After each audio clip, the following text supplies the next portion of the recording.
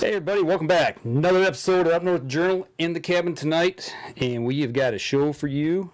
It's going to be a good one, so you guys sit back. We'll get our shares. A show like we've never done before. That's right.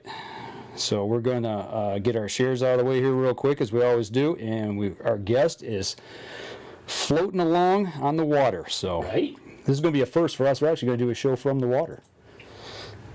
Right. That'll be pretty cool. Just waiting for the update to happen here. Should be right over. Come on now. Give it to me. Hopefully everybody's doing good this weekend. Hopefully everybody's had a good weekend. The weather's played nice. It's pretty humid today. We had that storm that rolled through this morning. Man, did you wake up to that thunderstorm? It woke me up. Yes, it did. That was pretty nasty. All right. All right. Yep, it looks like it's there. Let me go on mute. There we go. I'm on mute. Okay. And hey, Mark Coleman, what is going on? Signing in from Indiana, Brian Taylor is watching with us as well. Eric Dabbs, hey, what's going on, Eric? So people are piling in already. Good deal. So I got to share this real quick, and we will get rocking. Give us 1 second here. You about done, Danny? Almost. Okay. I figured out a new way to do it, and it goes a lot faster. Good deal. I know, right? Good deal. All right. I'll tell you what, while you're doing that, I'm going to go ahead and get things rocking here. You go right ahead. Okay, here we go. Stand by in 3, 2, and 1. Welcome back to another episode of the Up North Journal Podcast. Everybody, I'm host Mike Adams, sitting in the cabin tonight with Dan DeFaw on a warm Sunday afternoon. What's going on, my man? You know what? It was warm, but after that thunderstorm went through, it's kind of cooled down. It is actually kind of nice out. It is, yeah, it is, absolutely. So before we get started, though, we want to take care of some quick business. We want to help the people who help us, and one of those people is Hunter's Blend Coffee. We drink it here on the Up North Journal, and if we've got it here with us tonight, and if you use the UNJ promo code right here below my finger, you can save 10% on your order. Go over to huntersblendcoffee.com. But that's not all. That is not all. Go over to Buck Baits. Danny, tell them what they can do there. That's right. If you go over to Buck Baits, go to buckbaits.com, and you can get 20% off your order when you use the promo code UpNorthJournal when you check out.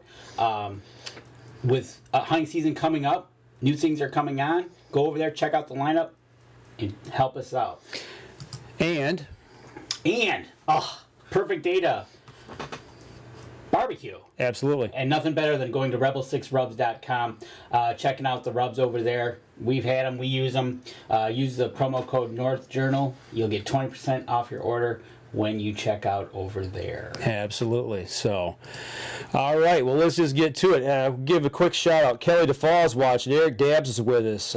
Kim Morrow's watching. Hey, Kim. Tammy Delka's watching. What is going on, Kim? And Tammy. Billy Hoffman is in the house tonight. We got a lot of people. So let's just get with this show tonight. As Danny told you in the teaser earlier, we have got none other than Brandon Palanuik from Yamaha Pro Fisherman is on the water tonight. Brandon, what's going on, my man? Hey, how's it going? Pretty good. This is the first show we've ever had somebody live on the water that's on with us, so that's pretty cool. Good to see you out there. So that could be the first. It's we got pretty lucky. The storm's kind of cleared out. It's opened up. It's just kind of partly cloudy now, and the wind is laid down, so I'm not getting splashed in the face every 5 seconds. It's pretty nice. Right. Well, we don't want to give too much information away. We've got the title underneath your box there. It says UNJ Boat Dock, the Up North Journal Boat Dock. But you're not at the dock. You're actually on the water, but you're on Lake St. Clair. Tell everybody what you're doing out there and why you're out there right now. So we have got the Bassmaster Elite Series event here this week. Today is our first official day of practice, okay, which is why you guys are catching me on the water, pretty much going daylight to dark, and just out here idling around, marking some places, looking for some fish, trying to figure out how to win that $100,000 this week. $100,000 $100,000 for fishing. That would not be a bad check. At the weigh-in is the tournament starts Thursday and the weigh-in is Saturday afternoon, correct? Yeah, so it'll be Thursday, Friday, Saturday, and Sunday. Guys will start checking in about 3 o'clock. Will be the first flight, and there'll be 4 flights of guys coming in, and they are going to have the weigh-in stage facing out toward the water up there in Metro Park. So if people want to come by boat, they can. Unfortunately, we've got to follow all the COVID-19 social distancing and everything, and we're actually on a professional sports exemption, so we've got to have the weigh-in area closed off, unlike normal, where we can talk with the fans and shake hands and stuff. But they are letting people come and watch by water and at least interact from a distance. Get in the kayak and go out there. Hey, we got kayaks. You want to go out there and float around, Danny? Exactly. I'm not even going to go into that, but that is awesome. You know what? Being the pro fisherman that you are, you won a couple weeks ago. Reading up on your little bio, man, you've been wanting to be a pro fisherman for a long time. How did something like this come about to get put into your senses that this is what you want to do in life? Well, I grew up in an outdoors family. My mom always took me hunting and fishing, and we were always outside growing up in northern Idaho, and we're really known for our trout fishing. We're not known for bass fishing. But I was fortunate that a family friend of ours, one of my mom's best friends, actually got married to a guy that fished local tournaments, and he had a Skeeter Yamaha. My mom got it set up for him to take me out. He took me out one day, and ever since then, I've pretty much been obsessed with it. Can't live or breathe without fishing. And so here we are. I tell you what, the outdoors, man, just does something for the soul. It gets you. It's good stuff. Can't get enough of it. It is. It puts a lot of things into perspective. And amen to that. We're fortunate we get to do that. Whether it's hunting or fishing, just being outside. Yeah, I mean, it is. Just look at how beautiful it is out here.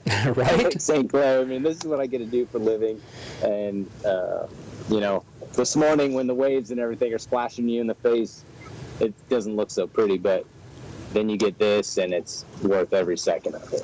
Absolutely. And that's awesome. And one of our viewers is telling you should be in the North Channel. So there's an inside tip for you. There's a tip. Be in the North Channel. But that's the great thing. Like you said, this morning you were facing thunderstorms, maybe getting out on the water, and now, like you said, the skies opened up a little bit, nice, calmed down, clear, and you're out doing exactly what you love. Going back to something like that when you were younger, being instilled, to bring it full circle now to last 2 weeks ago, I think it was, or last week when you won that tournament. And there's that picture that you had on Facebook of you walking. I'm assuming you were walking with a trophy. You must have stopped and you were just totally exhausted and you were bent over. I mean, that's what it's come now as a professional fisherman, that it takes that much out of you to do this. Yeah, that was 14 days straight fishing for me because we had a Elite Series event the week before, and I made the top 10 cut there, so I fished all of practice, all 4 days of the tournament, drove that night to Champlain and started practice first thing in the morning.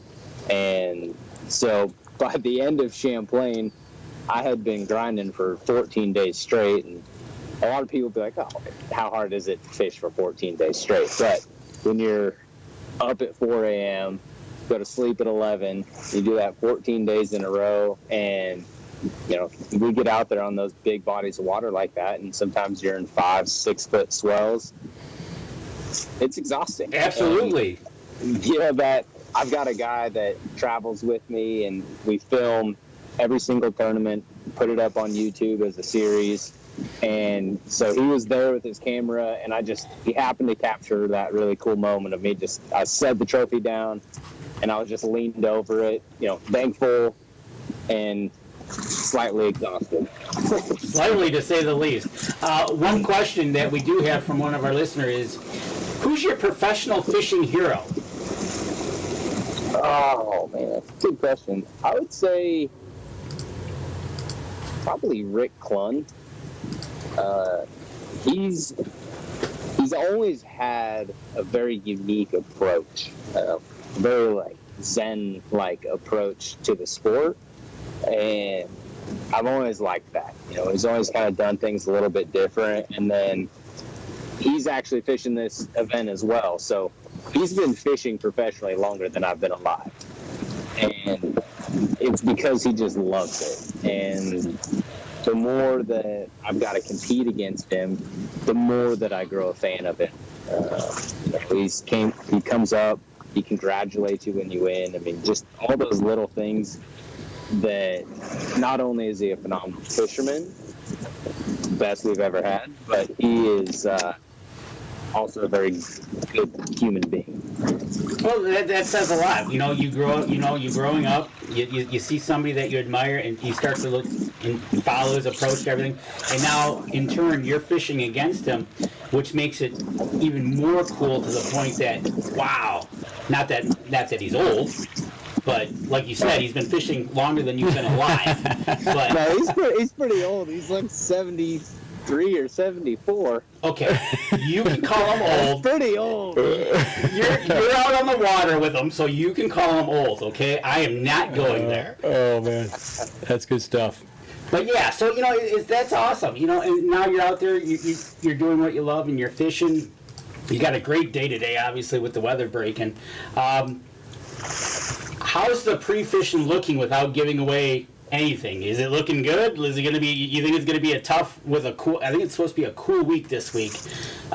You know, St. Clair is a real tricky fishery when it comes to smallmouth fisheries because it really lacks contours. So I can actually flip this around. At least I thought I could flip it around. Nope, I just took a picture. That is not what I wanted to do. I just took a screenshot. Let me hit this. So here's, I just marked a waypoint right there. But this is actually a lot of contours for St. Clair. You know, usually in most of the lake, there's not a lot of contours. But I'm just idling around. I'm looking. You can see I've got like grass patches here, and it's kind of featureless. And the fish use the grass kind of as their highways, versus a lot of other places where they use drops and rock and things like that. So it's different. You know, I've always done well on smallmouth, but this is the one lake that I struggle with the most when it comes to smallmouth fishing, just because of that lack of contours, and it seems like they roam a lot. But with that, it also means that you can stumble upon them. So it's all just about covering water. This is our first day of practice. I haven't been here since 2017. And the grass changes every year and things like that. So for me, it's really just kind of getting dialed in, figuring out what depth zone those smallmouth want to be in. There are largemouth here too, but you can cash a check with them, but you're just not going to win with largemouth. There's too many big smallmouth in this place. You know, and plus you're also looking at what they're thinking about biting on. What kind of bait you're going to need to throw at them, or where you're going to end up being. You know, like you said, Yep. When we talked, you made a boat ride to get to where you're at now. So you might have to go all the way up the other way north to get where you're at to find, you know, and you're going to find that out here in the next few days of practice. Yeah, we've got a lot of water to fish. I'm probably about 15 miles from where I launched this morning, but you can really run, well, we've got all of the U.S. side of Lake Huron open, so you can run all the way to Mackinac Bridge if you want, but I don't think you're going to make it there in 8 hours. So, No. There's plenty of water to look at, but it's just, you know, trying to use your time wisely, figure it out during practice so you at least have a starting point, and then things always change. You know, they always move depending on different weather conditions, different wind directions. They'll set up differently, and so it's all just about getting a good base, getting a good idea of what's going on, and then being able to adapt and adjust with them. Well, I'll tell you what, you talk about running across the lake and running all the way to Mackinac. I know those Yamaha motors can definitely get you there. You might have to make a fuel stop somewhere along the way. But I tell you, let's take a break real quick. We're going to step outside, take our first break. We'll come back. We want to talk a little bit about what you're running on there on the boat and why it means so much to you. Okay. All right. Y'all hang real tight. We're going to take a quick break. We'll be right back after this. Okay, for everybody online here, you got questions, get them in here while we're saving this off and getting ready for our next segment. Brandon, do you ever make it to Mille Lacs Lake in Minnesota? Oh, yeah. Oh, yeah. Ah, see, there you Been there go. a couple of times. So that's a yes. Eric Dabbs. So, yeah, so, you know, looking at the weather coming up for Thursday, Friday, low 80s, pure sunshine. Saturday, chance of thunderstorms. So, Yep. you know, you're gonna have a high sunny sky for those first couple days. Which is generally good for this place. Good. Smallmouth or sight feeders, they like to be able to see, they like to be able to move around and chase bait and stuff like that. So usually a good thing when you got a little bit of sunshine. But that's pretty typical. Anytime we come into town, we're going to have some sort of a thunderstorm or something. Oh, so it's your fault you're bringing the weather in. Thanks. All right, here we go. Stand by in 3, 2, and 1. Welcome back. Second segment of the show.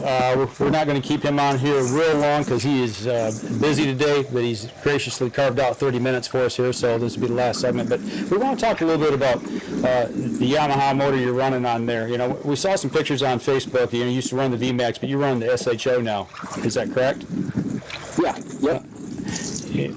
Why did you make that switch over? And what's the difference between those two, and what's it done for you? So one thing that Yamaha's always had is reliability, whether it was in their two-stroke motors or their four-stroke motors. But then, you know, several years ago, they just went all to four-stroke. You know, as far as like EPA and emissions and all of that, they had the technology to make this four-stroke perform or outperform a two-stroke. And for a long time, you couldn't do that. And once they got that technology, then it was a no-brainer because you're not having to pack around a bunch of oil and add oil and mix it and all of that. And so for me, it was, you know, an easy decision. And I've been running not this exact same motor, but the Yamaha 250 SHO since 2010. And I've had zero problems, knock on wood, zero issues in 10 years. You know, and we put them to the test. And, you know, no pun intended, but that thing always has my back behind me. Right. And that's what you have to have out here because there are times that we make long runs. You know, several years ago, I was making a 125-mile one-way trip. So I was running 250 miles a day across Lake Ontario and the St. Lawrence River. And to do things like that, you have to have something that you can rely on, something that you have confidence in. And that's why I run that motor, is just because it's a peace of mind. Right? I know when I get out here, I don't even second guess making a run somewhere. I go. I think that's where the fish are, and that's where I'm going to go. Yeah, reliability is huge in this game, and that's something that maybe people who don't follow the circuit closely really understand how much traveling you guys do. And along with that, too, it has to be fuel mileage as well. I mean, there's not a gas station in the middle of the lake. Am I right? No, they're not. They're not easy to come by. So fuel efficiency is huge, as well as, you know, top end speed, because typically we've only got 8 hours in a day to fish, and so you want to be efficient with your time, but also kind of that low end whole shot and mid range punch. That's really important, especially when we get our big bodies of water like Lake St. Clair and Erie and Huron, because you get in those big waves, you need to be able to control the boat, you need to be able to handle it well, and that's where that really comes into play. right? Is the reliability, but then also being able to have the power to get up over those big swells, be able to control, and you need to be able to do it quickly. And so that's just kind of some of the key features that I use, or for me, that bring that peace of mind on a daily basis. And that's one of the things, like you said, this is your job. This is what you do. You need that reliability, especially if you got to make those 125-mile trips one way. You got to basically get to work. Yes, exactly. You got to be able to get there, and you got to be able to get back safely. We've all got families and stuff, and so it's important to be able to get back safely as well. And you have to have that.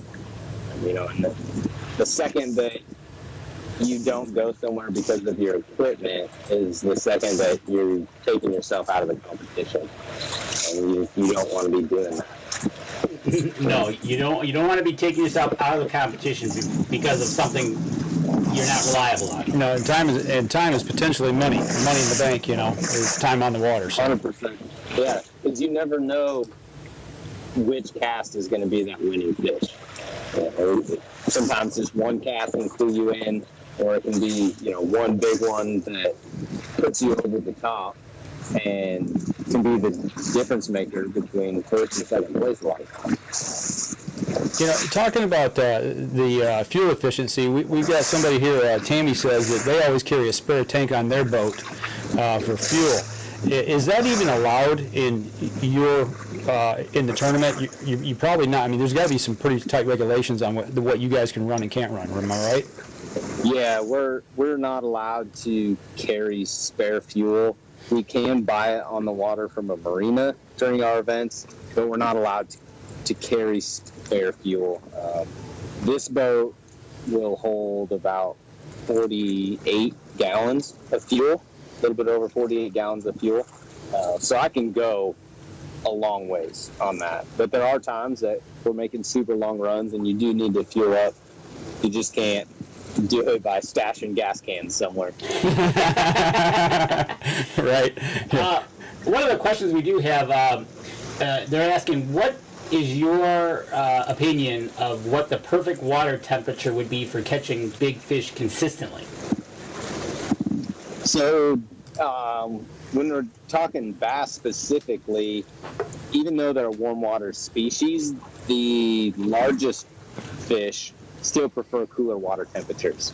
And so generally in the springtime or late in the fall is when you're going to catch the biggest ones consistently. And in the springtime, a lot of the bigger fish, they're moving up, they're getting ready to spawn. And so I really like kind of that 55 to 65 degree water temperature. It seems like when those biggest fish are the most active and accessible. And but you can catch a big one any day of the week. They don't always follow the rule book. Right. No. Last time I checked, the fish can't read. Right. What's the water temperature you're looking at right now? So it's actually almost 77 degrees, wow, which is pretty warm for out here. And that water heats up pretty quick there. That's a pretty shallow body of water too, isn't it? Yeah, compared to a lot of the rest of the Great Lakes, this one heats up really quick because I think the average depth is only like maybe 20 foot. It's not deep until you get to the channels. That's when they get deep. Yeah, the channel's deep, and then outside of that, it's just one great big giant flat. Right, exactly. So, but that's awesome. You're with the Yamaha Pro Team, and you're carrying that Yamaha. It's got your back, literally. Yeah, right. And you choose to run with it and make sure you get it in reliability. We've talked with the other three gentlemen this year about it, and they all have the same message: reliability and fuel efficiency. Power. It's almost like on demand, right? So. Yeah. If you were going to if somebody were to ask you, and I'm talking just like the average guy who's got a boat and he wants to put a motor on the back for a fishing boat, doesn't matter what size, and he's not going to be out on big water, but some of the inland lakes, and he says, why should I buy Yamaha? What would you tell him? If you're get what you pay for. You're going to get your money's worth out of it, and it's going to last you a long time, right? So if someone's going to go out there and spend their hard-earned money that they've worked for, you want to buy the best thing out there, the thing that's going to get you out there, the thing that's going to get you back. And a guy that's just fishing on the weekends, the last thing that he wants to do is be messing with a motor that's broke down all the time. You know what I mean? Doesn't want to be towed in. Yeah, you don't want to go out to the lake and try to start it and not start. So, I mean, that's why I push people to run a Yamaha. It doesn't matter if it's a little 9.9 kicker tiller motor or if it's like one of their big 425 XTO offshore motors. You know, I mean, whatever it is, Yamaha takes the time to test them and build them right to last you. I mean, as long as you take care, as long as you do the maintenance on them, it's just going to keep running and running and running and running. That's why one of their biggest messages, maintenance matters. Right. Because, you know, it's no different than changing the oil in your car and everything. And that's how you get to thousands and thousands of hours on these outboards, is by taking care of them and doing the maintenance that you need to do on them. Well, I got to imagine, too, looking at a motor versus the boat, I mean, you spend the money on the boat, they're a lot of money. No matter what kind of boat you buy, that's a lot of money. If you're going to spend that money on a boat, you got to have something that's going to be reliable to run it. And I equate it, to like when you buy a good deer rifle. If you're going to buy a good rifle, you're going to want to put good optics on it. If you can't see to shoot, there's no sense in buying the rifle. So, Yep. you know, so if you're going to spend the money on the boat, put a good motor on it. I mean, 100%. so. Yeah, and another question, we asked you what you'd say about a motor. What would you say is the most important safety tip you could share with a fisherman around boat safety? What would be the number one boat safety tip you'd give? Wear your life jacket. Right. Always wear your life jacket and attach your kill switch. Okay? It doesn't do you any good. I mean, wearing your life jacket, do that, but attaching your kill switch is something that a lot of people forget too, because if you get thrown overboard, you want that kill switch to pop and you want it to kill the motor. Absolutely. And so it's super important to wear your life jacket and make sure that kill switch is attached, and that's going to help save your life in case something goes wrong. And you just never know. You never know when something's going to happen. You know, you could hit a submerged log that's floating that you don't see. You know, that's just barely under the water or something like that. And so that's the biggest thing you can do. And then just be aware on the water. I see a lot of people are just driving around. They're not paying attention. And that's how people get in accidents. And so it's just being aware and being smart on the water. Yeah, a few years back, there's a YouTube video out there of those. I think they were the college fisherman team. They were heading back in, and something broke on the boat, and they all went flying, and you know the boat Took off. You know, and it's just one of those things. But you know, awesome. Remember to wear your life jacket, and remember to attach the kill switch. Two great tips. And go get a Yamaha motor. And go get a Yamaha motor. Okay, so we're getting towards the end of having you on. So there's a couple of questions we're going to talk about real fast. There has nothing to do. Well, it might maybe with fishing, but we got to know, because we ask all our interviewees these questions. But you're on the water, or you're heading to the water. You're trailering that boat, or are you listening to what kind of music you listening to? Are you listening to a podcast? Are you listening to music? What's getting you all pumped up? I drive about 40,000 miles a year, so I listen to everything. I listen to all different types of genre, country, rock, rap, you name it. I listen to podcasts. I can't just listen to one thing, because I'll listen to the whole entire genre in a year. So I got to switch it up. I got to mix it up. Just kind of depends on my mood.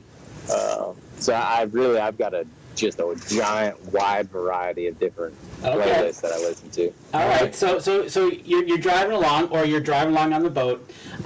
What's your go-to snack? If you got one on the boat, or you got one in your truck, you're listening to music. What's your go-to snack? It's not a banana, is it? No bananas in the boat? No, but I eat bananas on the boat. I love bananas. Okay, all right. Help keep you from cramping up. I'm not superstitious. Man, I would say that's That's a good question. I really like Epic bars, like the Epic Bison bars. Gotcha. All Those right. are really good. There you go. Okay, and you invited Dan and Mike over to have a dinner. What would be the dinner that you're going to make us, whether it be a fish dinner, a venison dinner, or what's your go-to meal that you would make for us? Probably be elk steaks. Oh, yeah. We're in. When's dinner? Yeah. How do you make it? Usually I put it on the Traeger, and I'll cook them. I'll just smoke them on like 180 or 225, depending on how much time I have. Nice. And get them to about 125 degrees, and then I'll take them off, and I'll get a cast iron skillet super hot, like just hot, and then put a little bit of butter in there, sear those babies up, just about 30 seconds on each side, hit it to about 132 degrees, pull them off, let them rest, and it'll be about 135, nice and medium rare, ready to go. Man, that sounds good. I'll be there. You know, I hate this question. Every week we do this because I'm always hungry afterwards. Right, exactly. We got to cancel that question from now on. All right, the last question is, we're all, okay, so we're sitting around, we had the dinner, we're sitting around now. There's a story you're going to tell us. What story comes to mind that from your childhood, as you're getting older, what's the go-to story that you're going to tell Mike and Dan? That's a good question. I don't know. I think it would just depend on like what our conversation was.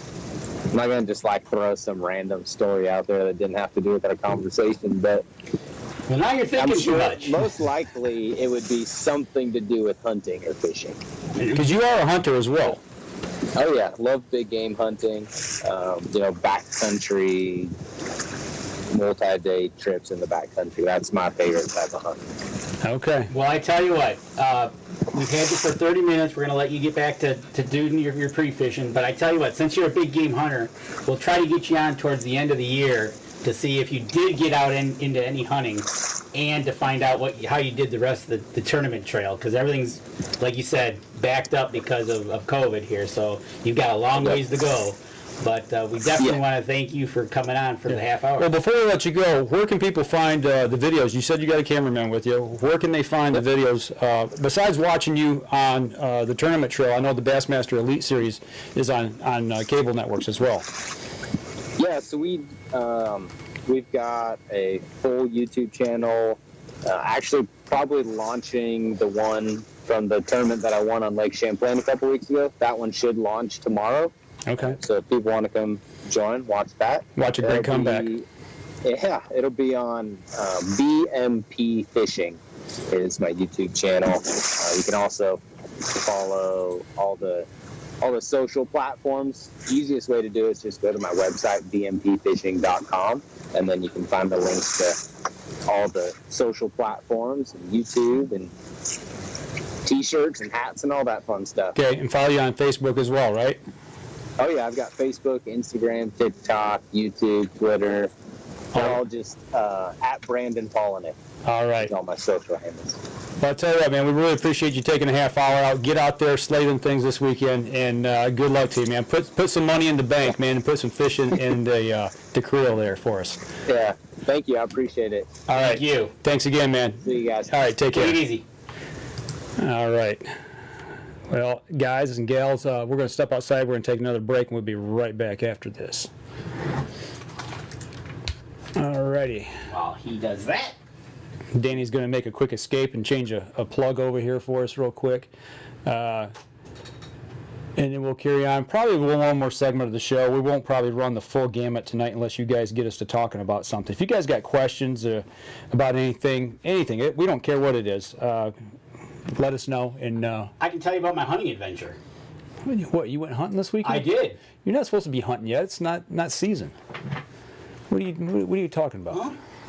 Are we going to talk How about it? about in the next segment? All right. Well, I'm afraid to ask. I really am. I mean, the way some of the things that you come up with, just Sometimes makes me wonder. I tell you what, it was awesome to get on for that half hour. Out there practice fishing for the tournament that's going to be Thursday through Saturday. Unfortunately, typically, I guess when they have this, they've got a big events to do. They've got booths. They've got you can go. They'll take you out for boat rides. They'll do a whole bunch of things. Obviously, that's all been canceled.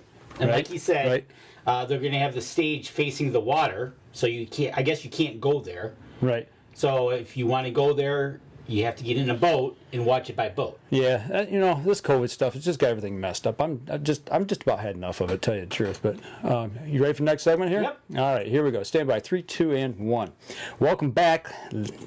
Maybe the last segment of the show. If not, it'll be next to last. So we'll see how long we go here. But Danny said he was on a hunting adventure. The only thing the only thing that's legal to hunt right now is nuisance predators, which are like raccoons and This coyotes. is much better. Okay, well, I got to know, where did you go hunt? So it all started out when I had Callie. They came over during the week, and she said that she went underneath the tree and almost hit a wasp nest right in the face. Oh, okay. I'm like, what? And she says it's huge. So it's probably about the size of a volleyball. Okay. And it was on the lowest branch. And to tell you the truth, I don't know how I missed it cutting the grass. Right. So where did you get lit up? I literally walked out there and I had to have Gabby I go, where's it at? I still can't see it. And she literally, it was from me to the monitor away. Wow. Before she pointed it out. And then I started seeing everything. So it was like, well, that ain't going to happen because I can't cut the grass now because the vibrations of the motor and everything. And these were paper wasps, and those aren't the greatest things. No, they'll light you up. So Dan says, you know what? Dan's going hunting. Did you get stung? No. Because Were you successful in your hunt? absolutely, it was great. I have video of it even. And why aren't we playing it right now? Because I didn't know we were going to, or else I would have uploaded it to you. But Next week, folks. Next week, we're going to have this on. I've got to see this. and it was awesome. First thing you got to do with wasp nests. Oh, squirrel season is in Mark Coleman. You're in Indiana, I think. Squirrel season is in Indiana. I think Mark Coleman's in Indiana. Where you at? What state are you in, Mark? I think he's in Indiana. He said Matter of fact, Whirlybird from Indiana. Mark Coleman. Okay, Indiana. Whirlybird from Buck Baits put out a post this week that this weekend, which is now, that deer season has started in South Carolina. First state to open for deer season. Really? Yep, archery season's open. Bucks and velvet. There you go. Sweet. Man, I wouldn't want to hunt in this kind of weather. It's too hot. I saw antelope has started. Okay. Somebody posted a picture. They were hunting in their sandals. And they only had to deal with one rattlesnake in the blind.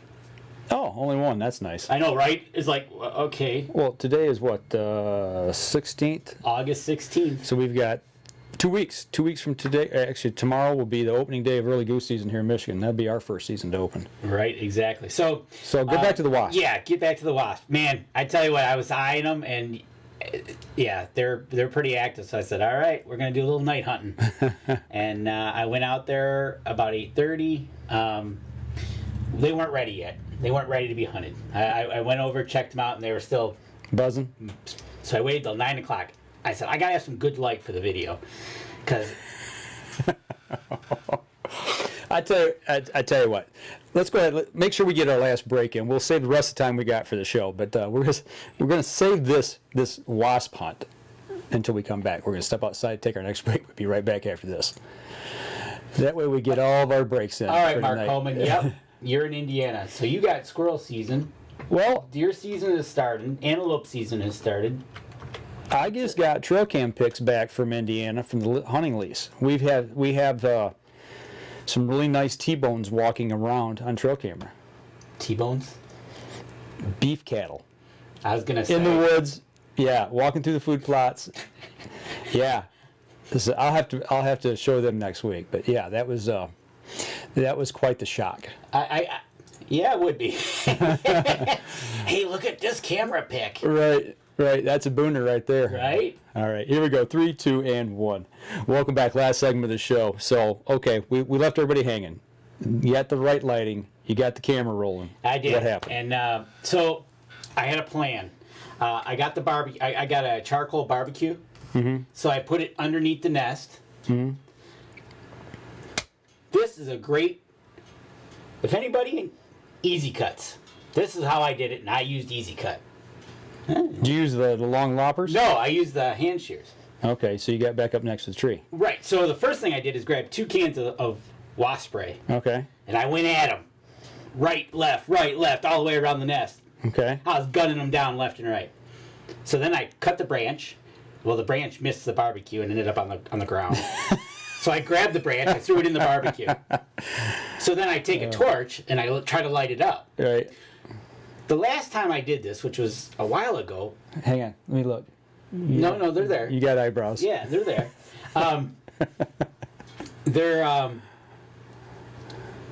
They're the wasp spray. I mean, it was flammable. This stuff wasn't flammable. I'm like, oh my god! And this nest is humming. Okay. I'm telling you, this nest is humming. I'm like, this ain't good. I need something flammable, and I need it now. So I ran into the garage. I got my favorite gasoline in a rag. Oh, and I threw it on there, and I lit that up. And then I found a can of starting fluid. You see why I have to keep this guy under control, guys and gals, is because stuff like this.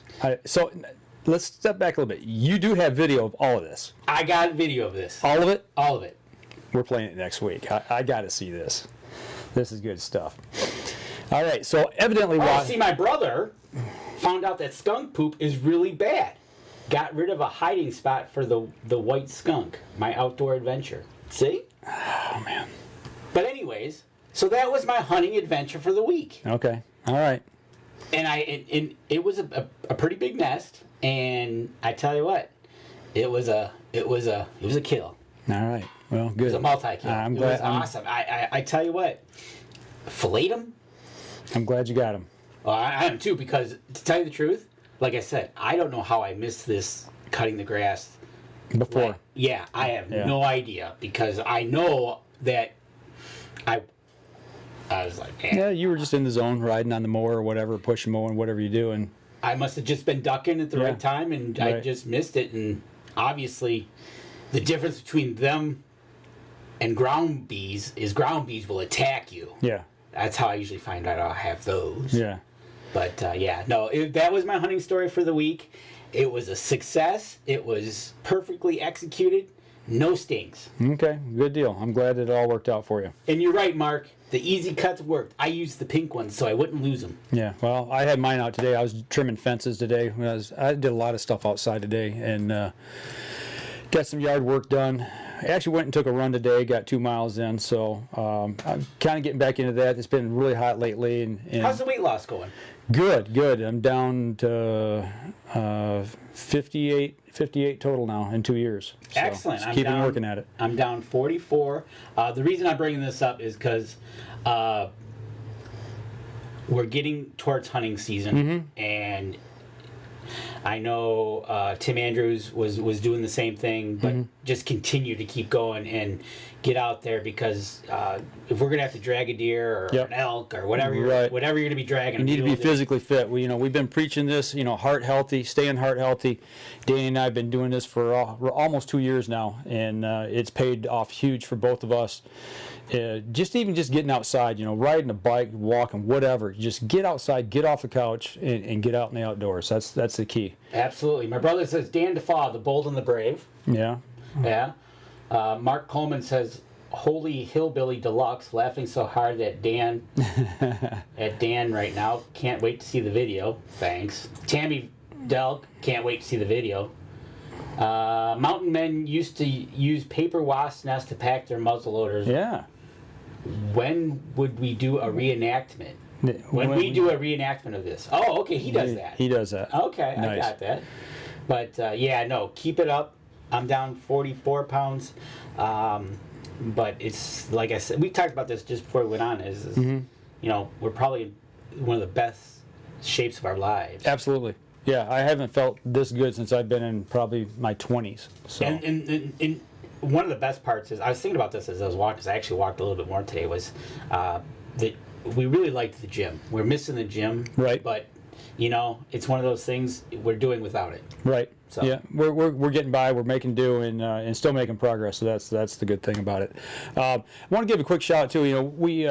We interviewed Donnie Vincent back at ATA back in January, and we talked about physical fitness and hunting and all that, and the extreme hunts that he does. He just released a video over on his Facebook page. Actually, it's off-site, but there's a link on it. If you go to Donnie Vincent's Facebook page and click on it, it's called The Winds of Adak, and it's about going out to Adak Island in Alaska and hunting caribou out there. I'm telling you what, the cinematography is just unbelievable. It's really nice work as always of what those guys do, and it shows his quest going out there and going after caribou on Adak Island. So give that a look if you don't mind. It's free, and most of his stuff you got to pay for to get the video. So it's an opportunity to sit for 58 minutes and watch something that's just he fabulous. has always done fabulous work. Yeah. Eric Dabbs ran into a few hives climbing into tree stands over the years. A nice thing to find at first light. Right? Yeah, that'll wake you up in the morning. Tammy Delk used my easy cuts last week. Cuts like a hot knife through butter. Yep, absolutely. All right. But yeah, so that was my hunting adventure. Just wanted to relay that because it was great having Brandon on. Totally get that he is out there practicing. I don't know if he said it in the show, but total prize at the end of the week is $100,000. $100,000. Yeah. So, yeah, go practice. Yeah. Like you said, it's either one fish away or whatever. Mm-hmm. You don't know what the next cast is going to bring them. Absolutely. Well, I tell you what, we're going to wrap up the podcast and the live stream portion this week, folks. We're going to run a little short this week. It's not that big of a deal. But hey, Tom Ginsel, thanks for tuning in here. But Mark Holmes says, thanks, guys. Appreciate the show. Stay healthy. Make memories before you become one. Absolutely. That's the key. Get out there. A statistic. Get out there and start exercising. It doesn't matter how big or small it is. One step in front of the other and just keep pushing forward. So, but that's going to do it for us this week, guys and gals. Y'all take care. Go over to our Facebook page. Give us a like. Give us a share, a follow. Go over to our YouTube page, Twitter, Instagram. And if you're over on listening on the podcast and you're listening to it on iTunes, drop over there, give us a review on the podcast. That helps us, helps our sponsors as well. And if you're watching the video on YouTube, subscribe. Absolutely. And we're going to be shooting the Land O'Lakes 3D archery shoot in conjunction with Sunrise Sports September 12th weekend. The 12th, because whatever the weekend was that was supposed to be Woods and Water has been canceled now. It's been 12 and 13. We'll be over there for Woods and Water. No, we won't. Which has been canceled, so we're going to go to Land O'Lakes and shoot over there. Right. All right. Y'all take care. We'll see y'all again next week. Matter of fact, I think they got to shoot this coming weekend.